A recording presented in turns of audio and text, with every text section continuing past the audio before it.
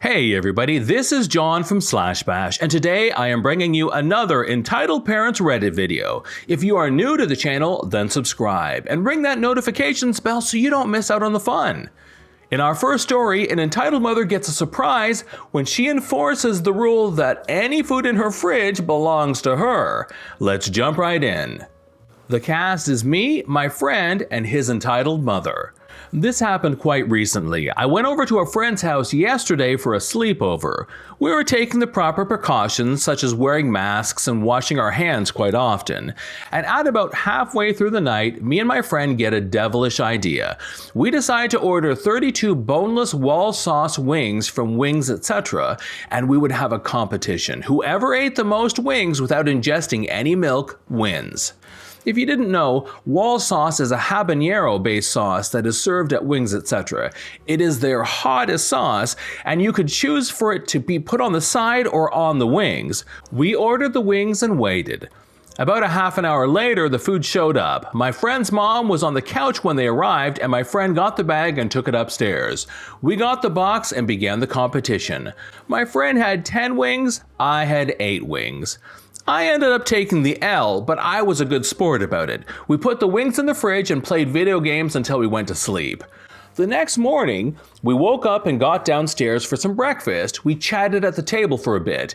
Entered the entitled mom, who was my friend's mom. She walked over to the fridge and pulled out the wings from the fridge.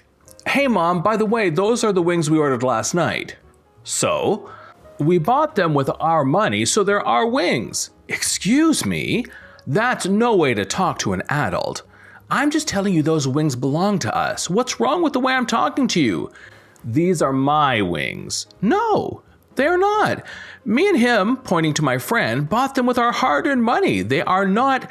You're being unreasonable. These are mine. They were in my fridge, so they are mine." I wanted to try to convince her otherwise, but then I realized something. These are hot wings, wall sauce wings. What if I let her have a bite? Sounding annoyed, I said, "Fine, but OP, it's fine. Let her have the wings."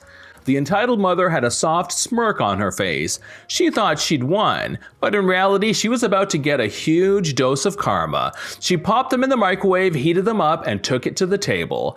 "I should warn you, those wings are..." She cut me off again. "Your generation is so spoiled. I might call your mom and tell her you're not allowed to come over to our house anymore." She popped 2 of the death wings into her mouth. She had a crap-eating smirk on her face as she chewed.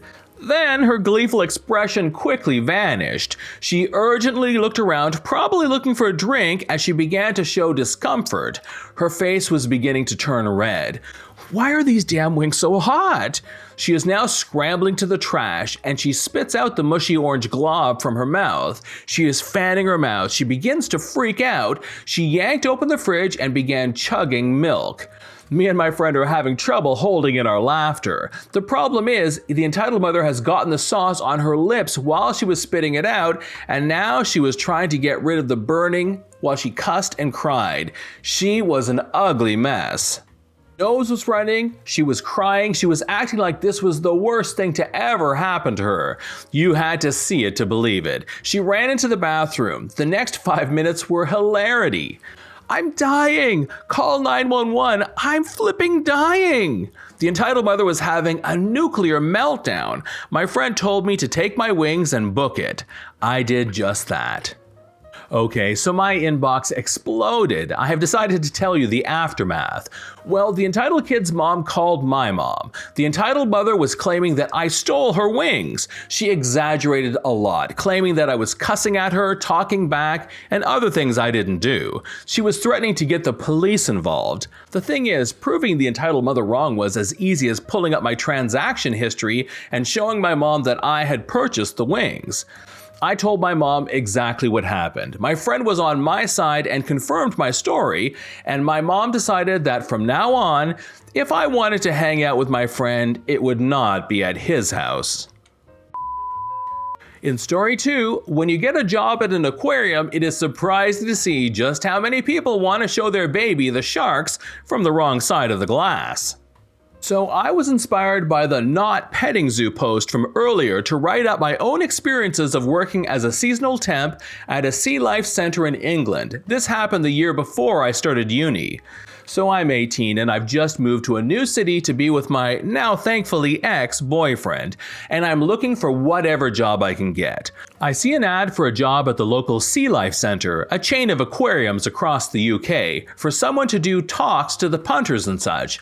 I've been in theater groups since I could walk, so I think, great, I can learn scripts and talk about fish, and manage to get a 6-week seasonal job over the October half term and leading up to Christmas. About 50% of my job is doing these talks for school groups about the otters, the sea turtles, and Finding Nemo exhibit, and so on. 15% is cleaning the outside of the tanks, 5% is dressing up in the giant otter mascot suit and getting kicked to shreds by toddlers at birthday parties. And 30% was sitting freezing my arse off at the touch pool, a simulated rock pool with crabs and sea anemones that kids could touch, situated right above the constantly open front door and directly across from the open-topped black-tipped reef shark and moonray tank, and Basil the bottom-feeding bamboo shark. He was my favorite. That's right, I said open-topped, with about 1.3 meter glass sides, filled with water, sharks, and stingrays. I kid you not, the number of parents I had to ask not to dangle their babies or toddlers over the about 1 meter deep water was ridiculous. At least 3 a day, probably rising to 10 or 12 on the busy weekends. The parents were not impressed by my adherence to basic common sense. I got thrown incredulous looks, angry retorts, the lot. The crowning glory, though, was the dad who informed me, it's fine. You can just jump in there after them. Dude, I'm a 5'2" minimum wage worker. You could not pay me to jump into shark-infested water to save your baby that you just dropped. Sorry, not sorry. That job was kinda terrible, to be honest, and the lunchroom was right next to the very smelly quarantine area. I was very happy to leave at the end of my contract. Story 3. It doesn't matter if the lot is empty, this entitled mother wants your spot. It all started with a simple Target order. I forgot to get spinach and shaving cream during my regular weekly grocery order, and Target has the easiest pickup for just a couple of items, so I placed my order, with a few extras, and happily drove to pick it up. Our Target has a sign by the pickup spots asking people to limit 1 car per spot. They're drive-through spots, so technically each pickup spot takes up 2 regular spots. I'm home during the day, so it wasn't busy when I arrived to pick up my order. All of the spots were open, so I pulled into the one closest to the store and hit the I arrived button in my Target app. Less than a minute after I pulled into the spot, entitled mother comes driving up. She surveys all of the other 7 available pickup spots, drives past them, and chooses to attempt to pull into the spot I'm in. Even with the sign clearly in view, asking guests to each use an individual spot for pickup orders for enhanced social distancing, access to guests' trunks, and better traffic flow.